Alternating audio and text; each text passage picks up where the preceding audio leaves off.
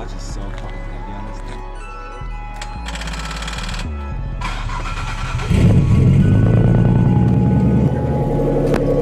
Yup, it just gives a really deep sound. That's what it is. What up, it's your boy Kris, who you're watching Noisey Raps.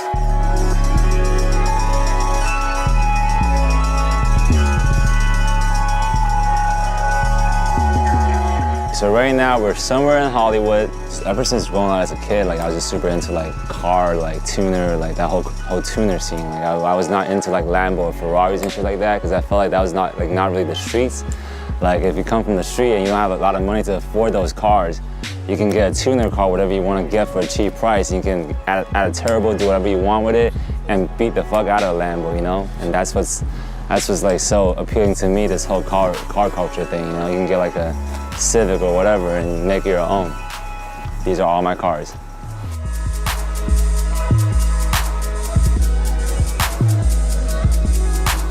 Basically, I was shooting a movie, it's called Triple X with Vin Diesel.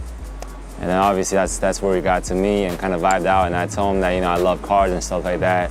And then they just kind of started from there. We don't know what's gonna happen, but if there's gonna be a Fast 9, you bet I'm gonna try beyond that.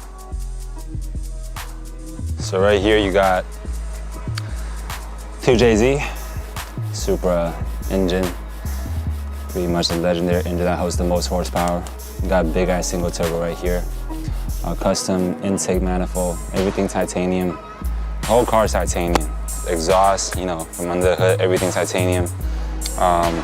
Runs on E85, it'd be able to hold 1,000 horsepower easily. So it's a beast.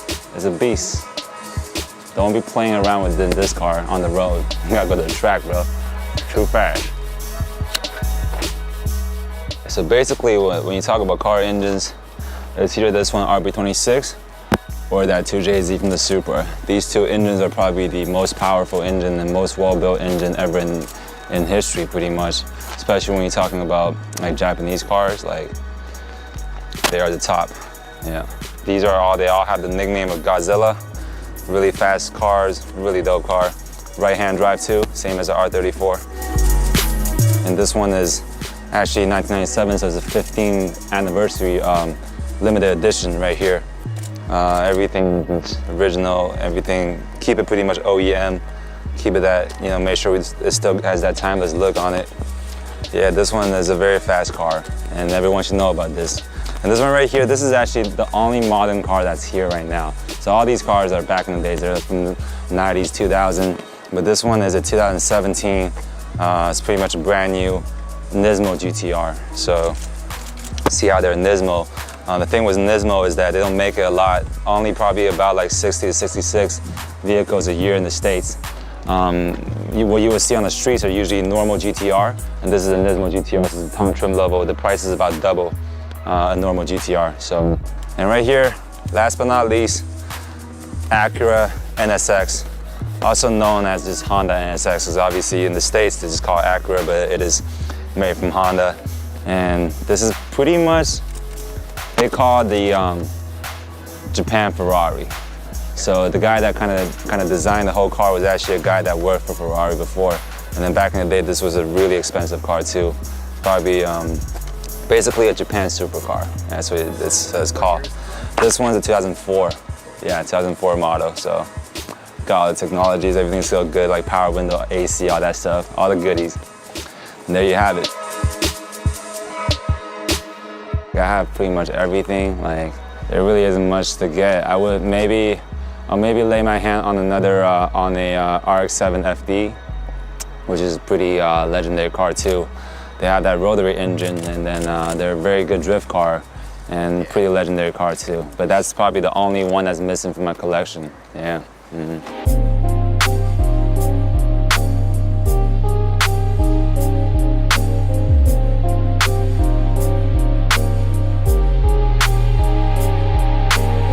One of the reasons why I've been working so hard to finish this project and make sure that this was released, you know, like worldwide, and you know, there has really never been anyone to break through in a music way, you know, like when you talk about like like actors or whatever. You think about Jackie Chan, you know, Bruce Lee back in the days, all legends. But when you talk about like musicians, you know, that can rep China, that comes from China, you know, authentic, you can't really name anyone, you know.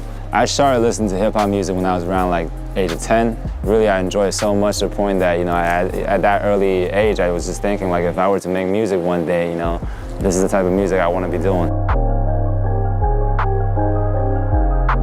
Coming from a Eastern background, coming from China, I also want to bring that culture out here too. So what people can expect from my music is that they can expect some new stuff that they have never heard from like American artists, because that's what I can bring to the table. I'm bringing some like, it could either be a song in Chinese or it could be like a song that's in English or Chinese, but incorporated with like a very traditional Chinese melody or whatsoever, or a flow whatsoever.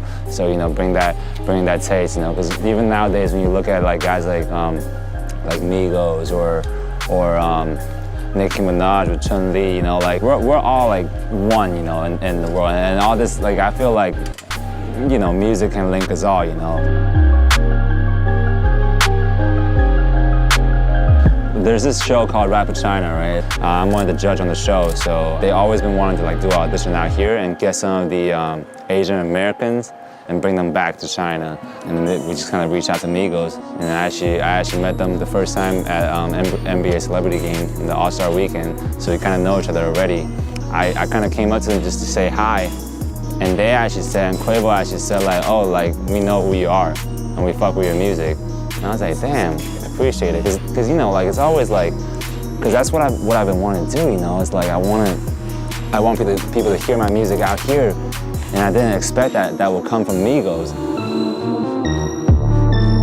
Like, a lot of people be hating and shit, you know, like they be thinking, they be just saying like, you know, this guy's like so young, he's got like we don't know like how is he eligible for a judge for the show, you know. But for me, it's like, honestly, I don't give a fuck, man. Like, honestly, like, because I know that I know my shit. Like, I spent so many hours in the studio working, all these years, like, doing music, and you guys just be behind the keyboard and just saying this, and you probably don't even know how to make a single sound, like cut a single record or whatever, you know. Like, so honestly, I really don't care, and I mean, everything worked out, you know. And I feel like I'm doing this not only for myself, but for the youth and for everyone that loves rap music in China. You always respect old school, but still, what's the new wave? What's that thing that's gonna make everyone start singing? What's that thing that's gonna trend? These things are very important when it comes to like a very new music genre, because rap music is still kind of new. It's been so underground, not many people knows it. It's not mainstream. So I'm here to support these fellow rappers or whatever, to bring the music to the mainstream for more listeners and more people, you know.